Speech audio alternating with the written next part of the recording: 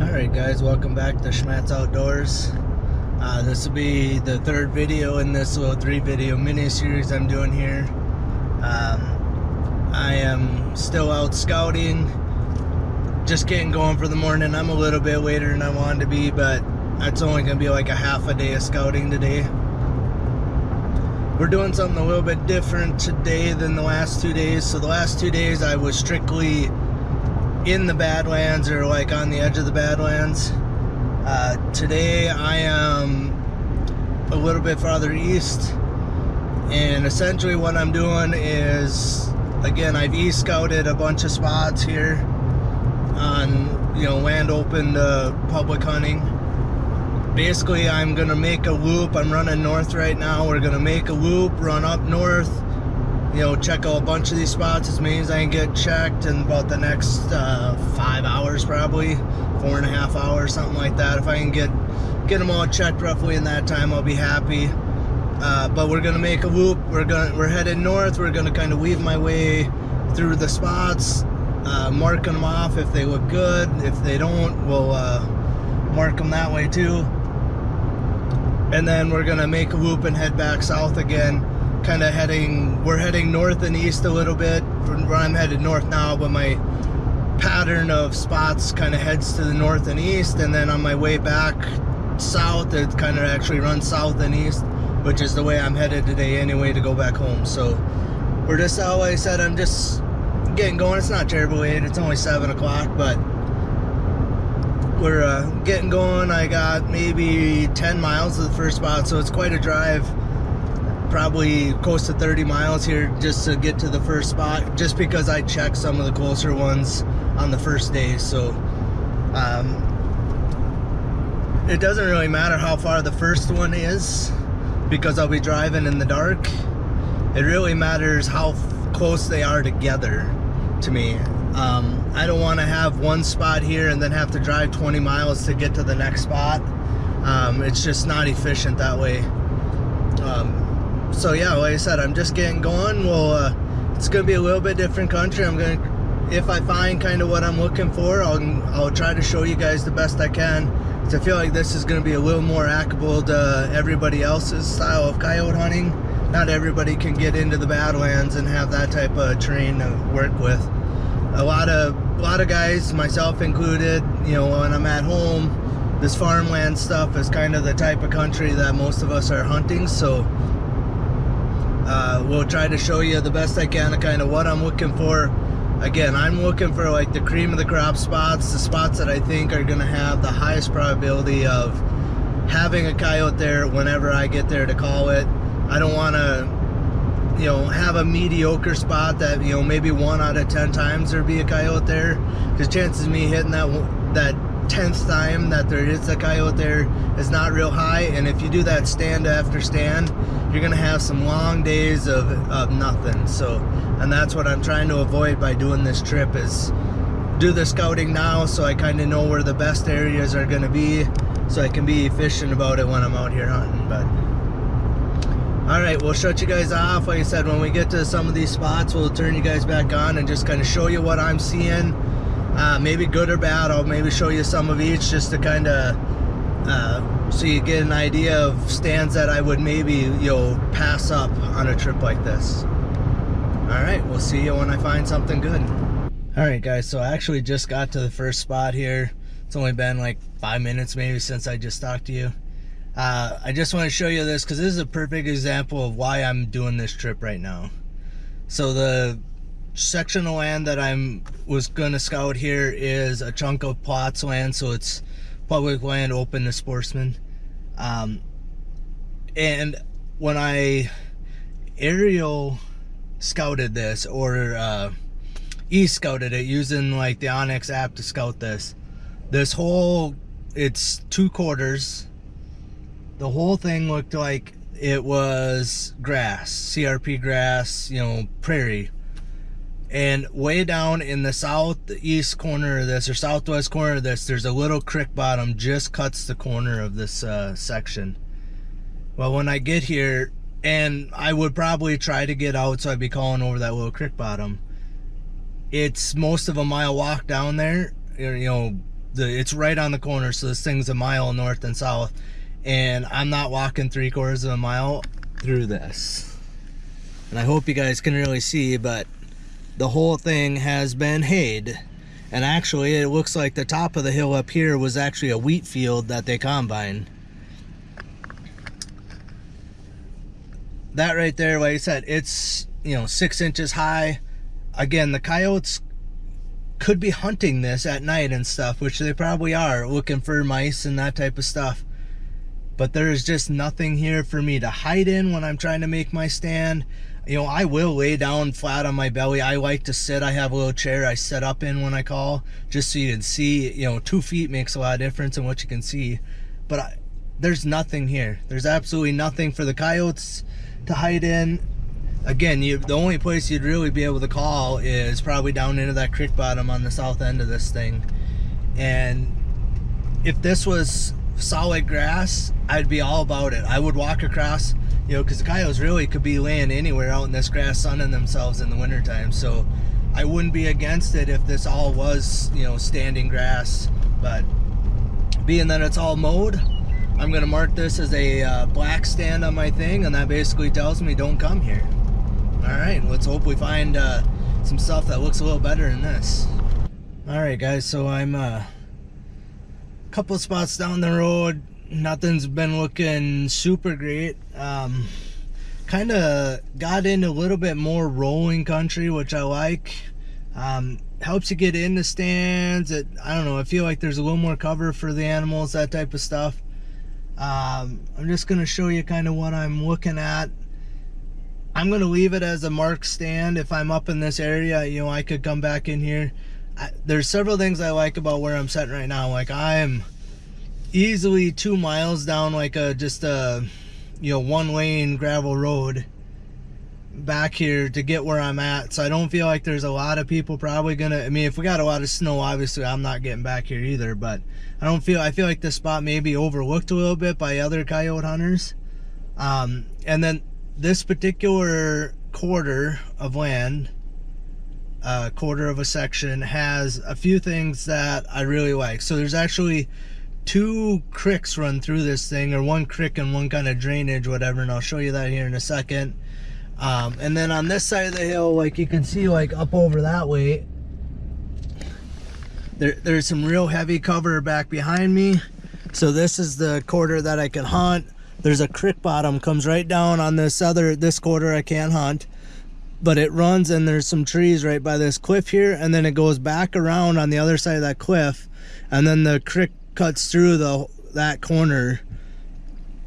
There is a nice little draw, like this sage that's right in front of me here. There's a nice little draw right there that a guy could just set up anywhere, or even set up by these sage and try and pull them up that draw. Otherwise, the e-scouting, it looks like it'd be better to set just over this hill. Kind of, I don't know if you guys can see, there's like a little 2-track road, you know, dirt track or whatever, where somebody's drove across there. Right where that goes over the hill, it looks like it could be good. And then we'll just quickly drive up here. Yeah, so like I said, I mean, this part of it doesn't have a lot of, like, we call it buck brush, but like little brushy areas and stuff like that. The coyotes are going to go around and check every one of those, you know, to see if there's, you know, a rabbit hiding in it or a pheasant or whatever. So I drove, I don't know, 1/4 mile, and now you can see like all the little clods of sage and this buck brush right here. This is what I call buck brush. And then you can kind of see coming up here, this part of it could be a little tougher to hunt, to make a stand in. But what it is basically like right here is the start of this little drainage.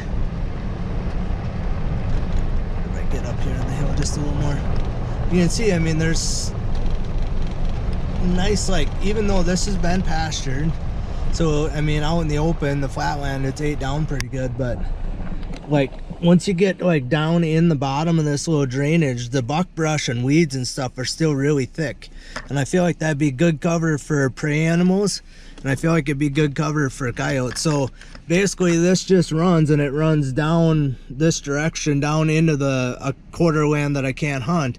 But that section there, it gets a little more steep on each side, so it's farmland on each side, and they didn't cut any of the hay or anything around that, so it's like wild prairie grass, and then with that thick brushy bottom in there. So honestly, like I would call this direction, so I'd want like a easterly style wind to hunt this, and literally I'd probably set like up right here facing this direction and trying to pull the coyotes off of this private land over here onto this public land. The only issue I have with this particular half of it is my access point is right here coming down this road. So I would almost have to like drive back where I first started filming and just sit there and wait even like 15 minutes and then get out and walk back, you know, from the way I just drove it to get out, you know, and then walk down this little draw and set up out here someplace.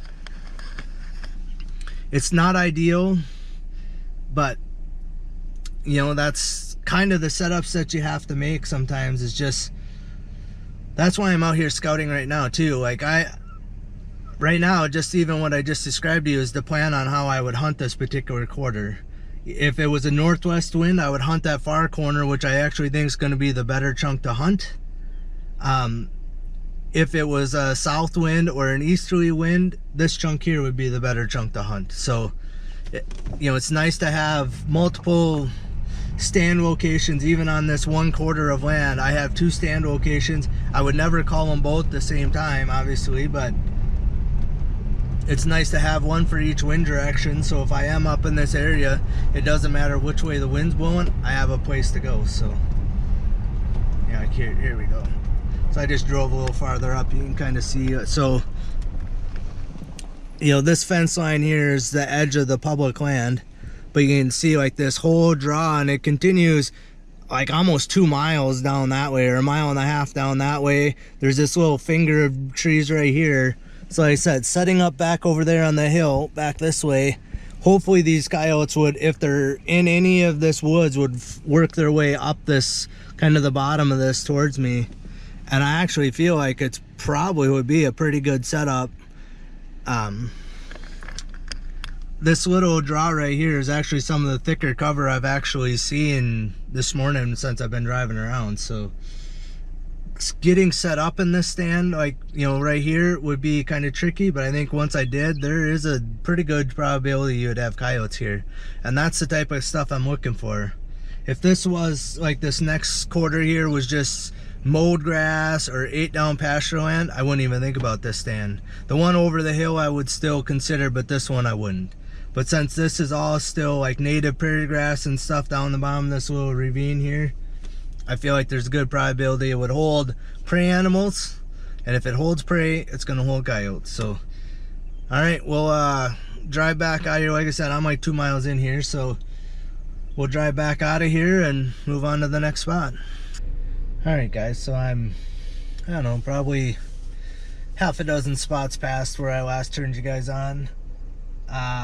I just want to show you this, a little surprising to me. So this is a chunk of actual state land, which typically they're pastured and 8 down to next to nothing. So I'm always a little cautious to try to even hunt them, honestly. But looking at this one, it is, I don't know how well you guys could tell, but it is not pastured at all. So the grass is growing, and then I don't know, right here you could see there's some trees right there, and there's one right here. So what this is I'm kind of in a little dip, which is perfect to hide my truck, and then it goes up over this hill, and then there's actually a little like drainage on the kind of the north end of this thing. So I'd probably actually, I don't know, I probably gotta get a little farther than just these trees right up here, but get just over the hill just a little bit, and you know, would be calling to the north. Like a northwest wind would be fine, even like an easterly wind, northeasterly wind would be fine here. You know, and that's kind of the places I like, you know, that will work with a variety of winds, because you're never going to get just a perfect northwest wind all day, every day. You know, we need, you know, you could get straight north or straight east or straight west, like, you know, and you have to kind of adapt your stands a little bit depending on what you actually have. Not even per day, but per stand. Like, a lot of times I'll get out, and as I'm walking out to a stand, I'll just grab some of this grass and throw it up in the air and just really get a real-time feel of right there which way the wind is blowing. Because even with these hills too, it kind of funnels around the hills goofy and stuff sometimes too. So especially like when you get out in the Badlands, it could be a northeast wind, or let's say a northwest wind, but you get down like around some of those mountains, I mean, it could be blowing like straight east, straight west, like it just kind of funnels down and around all of them real funky. So, but yeah, like I said, I just thought I'd show you. So it's, you know, a pretty nice chunk of just prairie grass right now, which is perfect coyote hunting habitat. Perfect habitat. They could be honestly laying anywhere here. So that's one thing too I always keep in mind, is like, I don't want to be trudging a half mile across this thing to call the creek that's a mile away, because there's very good chance there could be coyotes laying in between you and that creek, you know, especially with the grass this thick. So, you know, I want to get out there. Yeah, I do want to get close to that creek bottom, but if I get over this hill and I find a little bit of, you know, something to hide behind, not necessarily like these trees are only 150 yards off the road, I would want to get a little farther off the road than that. And I don't like calling necessarily at the road, because I think the coyotes get used to that. I want to be calling sideways to the road if I can, or even calling away from the road, trying to pull the coyotes away from the road. But yeah, so I would get probably at least 200 yards out here. But again, it just kind of depends on what you find for cover to set in. You know, I want to have some back cover set behind me. In this grass, it isn't quite as important, because you can pretty much set anywhere and you're going to be covered up everything but like the upper part of your body. So, all right, well, shut you guys off. We'll move on. These spots are scattered about quite a long distance between. Like, Father and I really thought they were going to be like right here. I have a little cluster that are within 4 or 5 miles of each other, but from the last one I showed you to here, I'm probably 15 miles. So, all right, on to the next one. All right, guys, I just driving around out here, and I happen to see something moving out on this wheat field here, and I'm gonna try and get closer to him here. I'll roll my window down. I ain't gonna run him over or anything, but I thought maybe it was a coyote out here messing around, but it is not. Let's see how close I can get to him. There he is right there. There is a badger right there.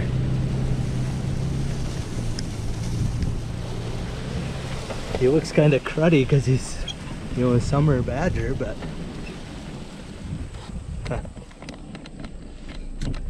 well, that's kind of cool to see.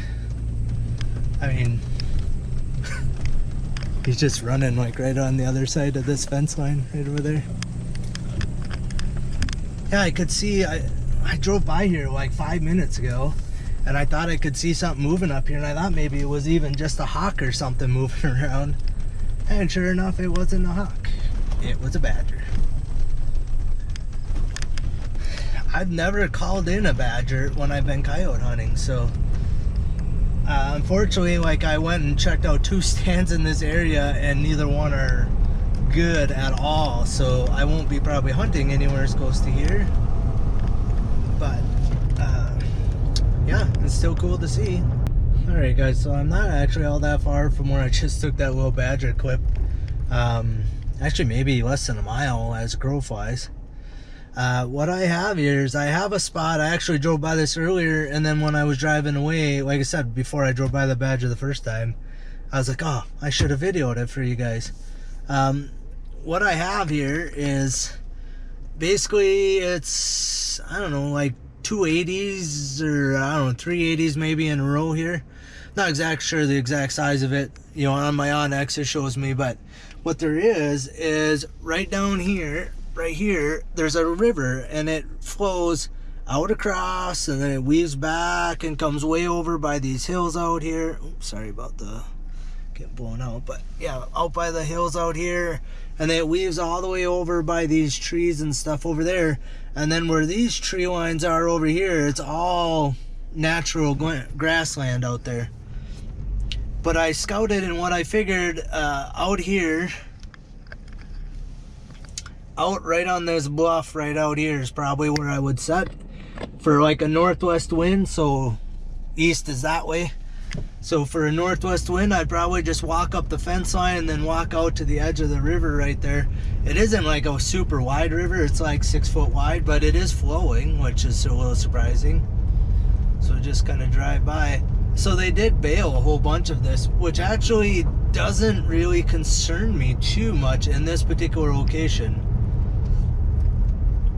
But you kind of see where like the strips of the dark green grass is, that's the actual river winding through here.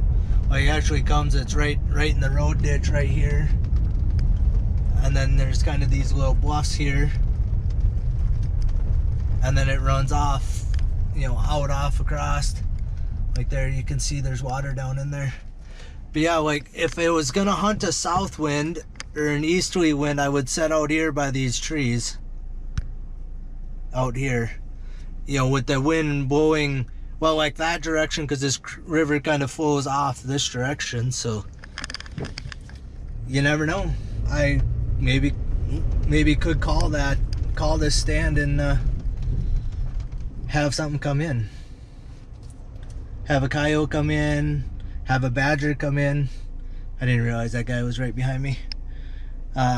Yeah, like I said, I pre-scout it, and then it goes up here like a 1/4 mile, and then there actually is a chunk of like just natural grass up here too on the hillside, but there's nowhere to set up there. I think I would rather set up down around this creek bottom here, and if they're up there, I feel like I'll pull them down, especially if I hunt over here on the east side of this. You know, anything that's out in here, I would feel like will come down off this hill, and you're gonna be able to see them coming from a ways away. These hay bales out here are actually quite interesting too. If they leave them, which they very well may still be setting here when I come back out here, they actually kind of help for coyote hunting out here, because coyotes will actually lay up on top of them, or they'll lay next to them to get out of the weather, and you know, to get in the sun or whatever. So coyotes could be scattered anywhere out amongst all these hay bales too if they don't move them. Anyway, all right, we'll shut you guys off. I gotta figure out where the next spot is, and we'll keep on moving. Well guys, I guess it's just a badgery kind of day today. So I'm just drove back in here a mile to check a chunk of public land. There is one good spot for a stand there, but it's over a hill, so you wouldn't be able to see it. And I'm driving out, and I got this wheat field, and I see something moving out there. Hopefully you guys can see him. He's right here, moving around. Let's see if he gets out in the open a little bit. I don't know if I can't zoom you guys in or anything either, but he is right here moving around. There's another great big badger moving around right there.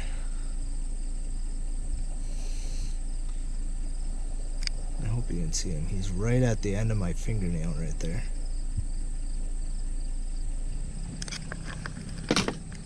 He's just kind of wandering around in that spot right there. I'm sure if I wanted to drive out there, I probably could, but there's a house right here behind me, and I don't really want to get yelled at for driving around out in their wheat field, because I don't actually think this wheat field's been combined. I think it's just that poor of a stand. But yeah, 2 badgers in one day, and I haven't really seen any wildlife at all this entire trip. So here, maybe you can see him again. He's right over here, wandering around. Again, looks kind of cruddy because it's, you know, middle of the summer, but I'm surprised that he's out and about. Like, I don't know there if you can see him or not, but he is directly above this bush. He's right here. I think now he seen me moving and he quit moving around. But yeah, 2 badgers in one day, and I don't know, I could probably count, out of all the years of hunted and everything else, I could probably count on one hand the number of times I've seen a badger out in the open. and now to see 2 in an hour, maybe, probably not even that, 45 minutes I've seen 2. So anyway, we'll keep on moving. Like I said, honestly, I'm getting into a little bit rougher country again, but I also feel like it might be a little bit better country than some of the stuff I was in. Kind of working my way up here, a lot of it was just straight farmland, like field after field of, you know, some corn and wheat and different crops, but it's all completely farmed or it's completely hayed. There isn't even like any little grassy draws or nothing where there could be coyotes. So and it was all private land too, so I mean I couldn't hunt it anyway. But I want to see like continuous country that, you know, should hold coyotes or will hold coyotes. The more better country there is around the spots I can hunt, the better chance I'm going to see coyotes. You know, the land can only hold so many animals, so the more habitat there is for them, the better chance there is that I'm going to see them. So, or call one in. All right, we'll shut you guys off again. And some of these roads are absolutely terrible. They're super washboardy, and it's making it kind of a pain to drive around. But all right, we'll shut you guys off. We'll turn you back on when I got something cool to show you. All right, guys. So far today seems like it's been kind of a waste. I actually did see a coyote like half an hour, maybe 45 minutes ago. I basically have been driving non-stop since then. I'm to the farthest northern chunk of anything that I had e-scouted. There's almost zero chance I make it all the way up here. I'm like probably better than 100 miles from where I started this morning to the north. The country up here looks good, but in between, I mean, like I said, the last 45 miles, it was absolutely nothing. I mean, so unless I make a base camp somewhere up here closer, I'd never make it this far in one day. But I just pulled over here. So up over this hill, I had marked a stand, which is brushy as all this looks. There's like a little creek bottom on the other side of the hill, and there is some pump jacks up here, oil wells. But over on the other side of that hill, it looked like there's a creek bottom, and on this side, there's kind of a creek bottom goes up this way. And I stopped right here. I was just gonna film a little bit. You know, I would probably like make a stand, set up over on this hillside with like a north wind, and this draw kind of goes up that way. But right here, oh, there he is. There's one right here. There is a deer right here. Here he comes. I chased out a doe and a fawn, and they run across and then run into this one before I started filming. But the deer is right here. There is a mule deer fawn right there. So if this stuff is thick enough, that mule deer fawn will go in there. I don't know what he's doing. There, I hope you guys can see him. He just run across. He's going in right here now. But yeah, I just was gonna tell you, when I stopped, like literally right here someplace, a doe and a fawn got out and run just out here a little bit and then run into this other chunk of brush. And now as I'm talking here, another one, a little fawn comes hopping out of there. So if there's a fawn in here, there's a pretty good chance, like I said, that any of this country would hold coyotes too. I finally, like I said, I got out of the real steep rugged stuff again and getting back kind of into the little more roly-poly hills, which is the stuff I want to call in. So, but like I said, the chance of me making it up here isn't good. As long as I'm up here, I'm gonna check off all my spots, make sure they're good spots. I don't think I had a stand location marked on this side of the hill, so I'm gonna be a semi go by. But yeah, so I'll probably mark a stand on the other side of the hill here. I mean, I could park my truck anywhere along this road and walk in here. So, all right. Well,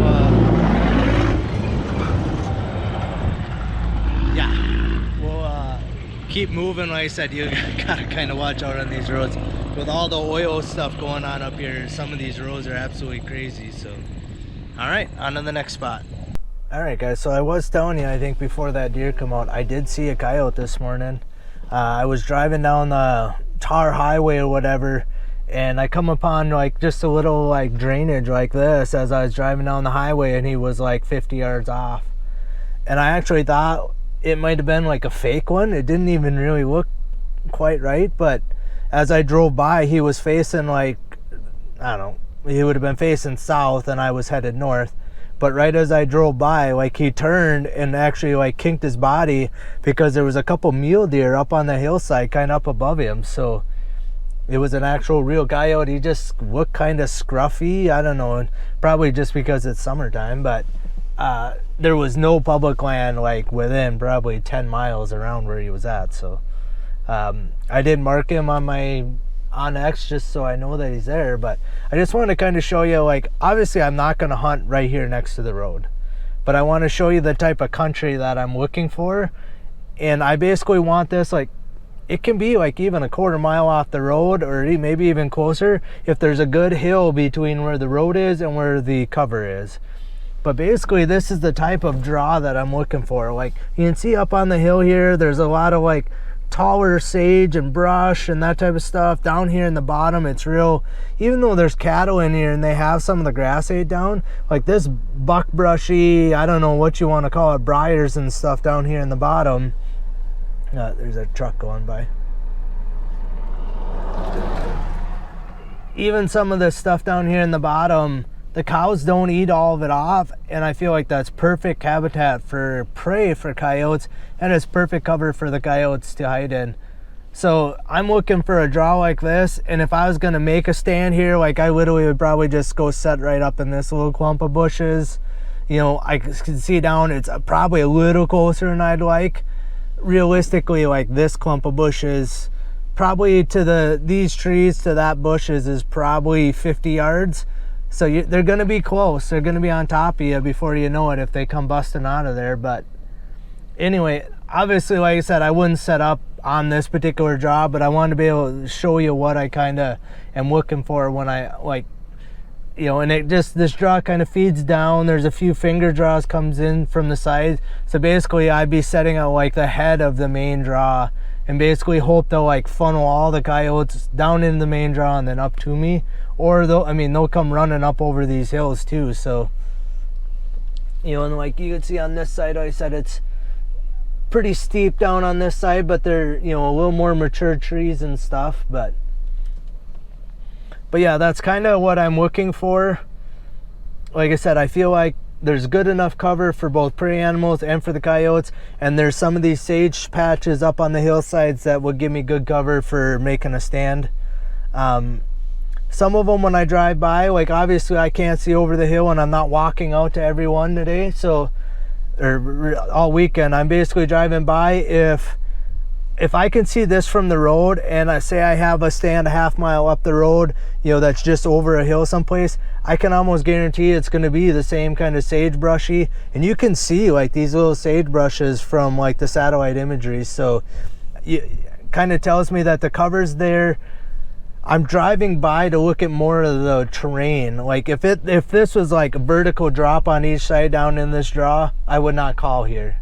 Because a coyote's going to have a hard time getting up out of the draw, and I don't think they're going to want to stay down in the bottom where they're kind of trapped in there. So here they can run out up on the hillside and look. They can do all kinds of things without like having to climb a vertical bluff or anything like that. Well, I said, but just by driving by here, a half mile down the road, I can almost guarantee the country's going to look the same, even though it might be over a hill where I can't see it that well. So, and then I can also, can look at this draw on a satellite image and I can tell how brushy it is just because I'm here and I can see it. So if I'm looking at the next draw on the satellite image and it looks identical to this one, I know that it's got roughly the same amount of cover down in there. If it looks a little more broken and sporadic or whatever, there may not be very good cover in there, and again, I might just move on. I wouldn't even make a stand there. So all right, we'll keep moving on. I got like 4 or 5 more stand locations in this little area, and then I got like a 20-mile drive to the next spot. So we'll see what I can find. All right, guys, so I didn't end up showing you a lot of stuff today. I didn't really find a lot of good stuff today. I've been bumping in and out of Badlands stuff here, kind of, on the way northern part of what I had scouted. Man, the country is just not quite what I'm looking for. The stands are, if I would make any stands, they would end up being really far apart. I mean, by far apart, I mean, you might get one or two within a few miles, and then you're driving 20 to 40 miles before I could find, you have to basically drive out back into the farmland, move over 5 miles, drive back in, and again, to make one or two stands, if the wind's right for each stand or whatever. It just, I don't know. That, again, I probably have said it a few times, but that's why I did this trip. I know now, I mean, yeah, they're okay stands, so if I happen to be somewhat close by or right at the end of the day and I need a quick stand, or I could run into one of these places and make a quick, a stand or two, but I think I'm going to focus my energy south of here and a little bit farther west, more like on the, on the eastern edge of the Badlands. Some of the stuff way up north looked pretty promising, I'm not going to lie, but it's like probably 50 miles plus from any other decent stuff that I found. So, and don't get me wrong, there's way more country out here than I even attempted to scout on this trip. So down the road, if I find, some other areas up there that might make it promising, like I said, what I would probably end up doing is move my base camp from one spot to somewhere way closer up here, just to make it a little bit more efficient, and it might only be for just a couple days, at the end or at the beginning of a trip, start up here, head down farther south, or vice versa. If I'm not seeing anything down south, I could move back up here. But yeah, I don't know, like I said, it just kind of ended up being kind of a weird day. I did see that one coyote, seen them 2 badgers, which the more I think about it, the more I just flabbergasted by that. I don't think I've only, like I said, I think I can only recollect seeing 2 badgers out in the wild, seeing them moving around and across fields and stuff. So it just was kind of a weird deal. I don't know. I guess this is going to be the end of this little trip. I'm just getting back to one of the main roads here, and I'm going to head home. It's probably got 4-hour drive, and I'm an hour and a half behind where I wanted to be. Actually, probably closer to 5-hour drive, and I'm an hour and a half behind. But anyway, I just want to thank you guys for watching. Hit the thumbs up on these videos if you liked anything I showed you. Don't forget to subscribe. And don't give out on me quite yet. I'm going to throw up a little slideshow of some pictures I took on this trip, ranging from all kinds of stuff, just some interesting stuff I seen and some cool country, so you guys can kind of see what I seen as I was driving around. Otherwise, thanks for watching Schmattz Outdoors. We'll see you on the next one.